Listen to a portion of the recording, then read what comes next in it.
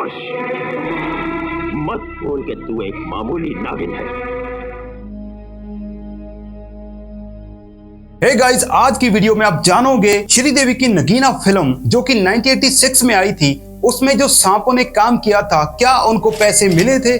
अगर हाँ मिले थे तो कितने पैसे मिले थे? और जब सारा क्रू स्नेकों के बीच काम कर रहा था तब उनके दिमाग में क्या प्रेशर चल रहा था, आपको सभी चीजें बताएंगे। वीडियो को लास्ट तक देखते रहना। 1986 में आई एक फिल्म ने सिर्फ बॉक्स ऑफिस ही नहीं बल्कि लोगों के दिल और दिमाग दोनों पर राज किया और आज भी कर रहे हैं। ये कहानी है नगीना की, एक ऐसी मूवी जो सिर्फ सिनेमा नहीं एक फिनोमिनन बन गई। गाइस, इस अमेजिंग मूवी को रिलीज किया गया था 28 नवंबर साल 1986 को। इस मूवी की कहानी एकदम सिंपल लगती है लेकिन अंदर से ये मूवी बहुत गहरी है। एक नागिन रजनी जो कि इंसान का रूप लेकर एक आदमी से शादी करती है, लेकिन ये कोई आम लव स्टोरी नहीं थी। इसके पीछे छिपा है एक पुराना बदला, एक इच्छाधारी सांप की कहानी और एक ऐसा विलन जो सिर्फ इंसान नहीं अंधेरे का प्रतिनिधि लगता है। गाइज, ये कॉन्सेप्ट उस टाइम के लिए नया नहीं था, लेकिन जिस तरह से इसे दिखाया गया वो एकदम अलग था।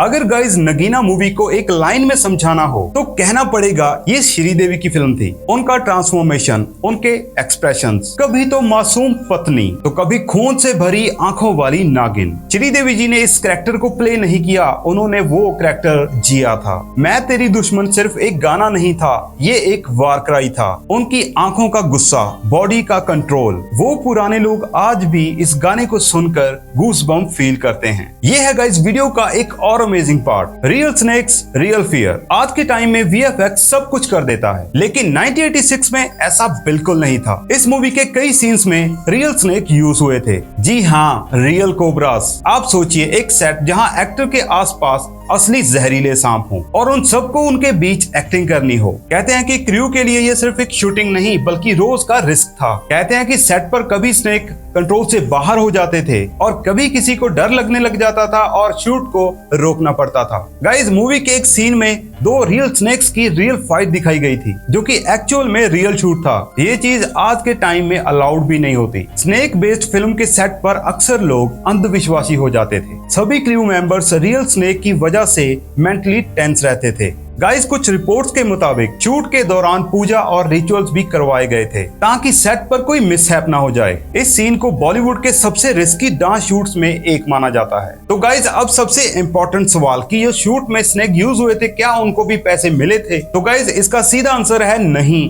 गाइस, वो उनको पैसे कैसे मिल सकते हैं? सपेरा पैसे ले सकता है ना। फिल्म नागिन में जो स्नेक्स यूज हुए थे उन्हें कोई पैसा नहीं दिया जाता था। एनिमल्स को सैलरी नहीं मिलती, उन्हें उनके ओनर हैंडलर के थ्रू रेंट पर लिया जाता है। मतलब कि पैसे स्नेक के मालिक को मिलते हैं, यानी कि सपेरे को। अब बात करते हैं कि उनको उस वक्त पैसे कितने मिलते थे। गाइस, इस चीज का एग्जैक्ट रिकॉर्ड तो नहीं है, लेकिन उस टाइम के हिसाब से तो एक ट्रेंड स्नेक के लिए 200 से 1000 पर डे तक चार्ज होता था। अगर मल्टीपल स्नेक्स या रिस्की सीन हो तब ये कॉस्ट और भी ज्यादा हो जाती है। आज के टाइम के हिसाब से ये अमाउंट काफी ज्यादा होता। गाइस, सेट पर स्नेक्स का सिस्टम कैसे काम करता है? स्नेक हमेशा एक प्रोफेशनल सपेरे के कंट्रोल में होता है। शूट के टाइम स्नेक को स्पेसिफिक टाइम के लिए सेट पर लाया जाता है और शूट के बाद तुरंत ही हटा दिया जाता है। कहते हैं कि स्नेक को ठंडा और स्लो रखने के लिए कुछ ट्रिक्स भी यूज किए जाते थे। इसका एक डार्क साइड जो लोग नहीं बताते, उस टाइम एनिमल सेफ्टी रूल्स इतने स्ट्रिक्ट नहीं थे। कई बार गाइस स्नेक के दांत तक निकाल दिए जाते थे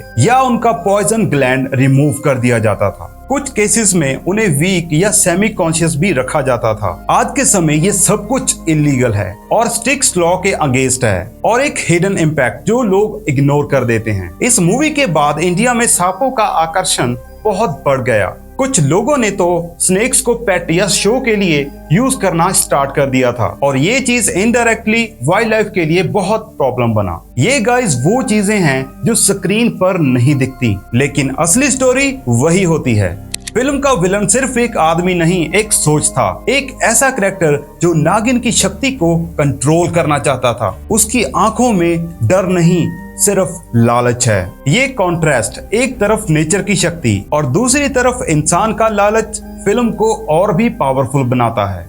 जब नगीना फिल्म रिलीज हुई तब लोग सिर्फ फिल्म देखने नहीं जा रहे थे, वो तो एक एक्सपीरियंस लेने जा रहे थे। कहते हैं कि थिएटर्स में लोग चिल्लाया करते थे, क्लाइमैक्स पर तालियां बजती थी और गाने लोगों के दिमाग में घुस जाते थे। इस फिल्म के बाद स्नेक बेस्ड मूवी का ट्रेंड एक्सप्लोड हो गया। उस समय हर प्रोड्यूसर एक नागिन मूवी बनाना चाहता था, लेकिन गाइस सच तो ये है, कोई भी नगीना फिल्म जैसा इम्पैक्ट क्रिएट कर ही नहीं पाया।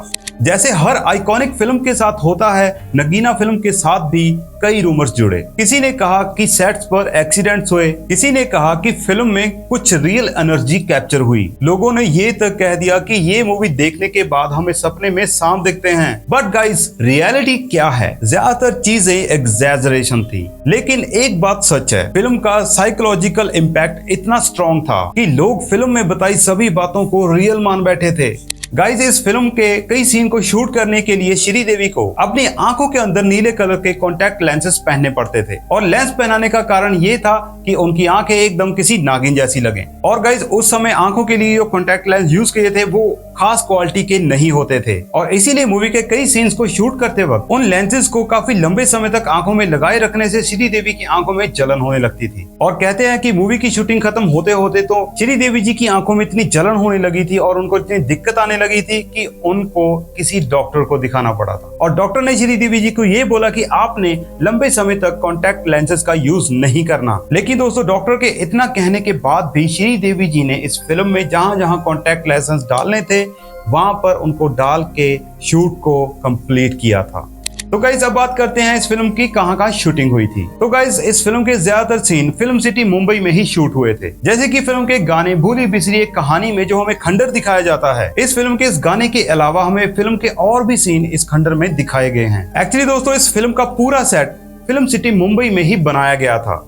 गाइस, श्रीदेवी ने अपने एक इंटरव्यू में ये बताया कि जब मैं तेरी दुश्मन गाने को फिल्म की शूटिंग के आखिरी दिनों में शूट किया जा रहा था और इस गाने में जो हमें ये सेट दिखाई दे रहा है, आखिरी दिन के शूट के लिए सिर्फ उतना ही सेट बचा हुआ था जहां पर ये गाना शूट हुआ था। गाइस, फिल्म नगीना के पब्लिक के द्वारा इतने अच्छे रिव्यूज को देखकर मूवी के डायरेक्टर हरमेश मल्होत्रा ने उसी टाइम पर नाग नागिन की स्टोरी पर बेस्ड 2 और मूवीज बनाने का डिसाइड कर लिया था। और मूवी नगीना के रिलीज होने के लगभग 3 साल बाद साल 1989 में हरमेश मल्होत्रा ने सनी देओल और श्रीदेवी के साथ फिल्म निगाहें और नगीना पार्ट 2 बनाई थी और ये फिल्म बॉक्स ऑफिस पर उस टाइम पर पिट गई थी और जितना पैसा इस फिल्म को बनने में लगा था उतने पैसों को भी ये कवर नहीं कर पाई। और इस मूवी का ऐसा रिजल्ट देखते हुए हरमेश मल्होत्रा ने तीसरी फिल्म नगमे को बनाने का प्लान ही कैंसिल कर दिया।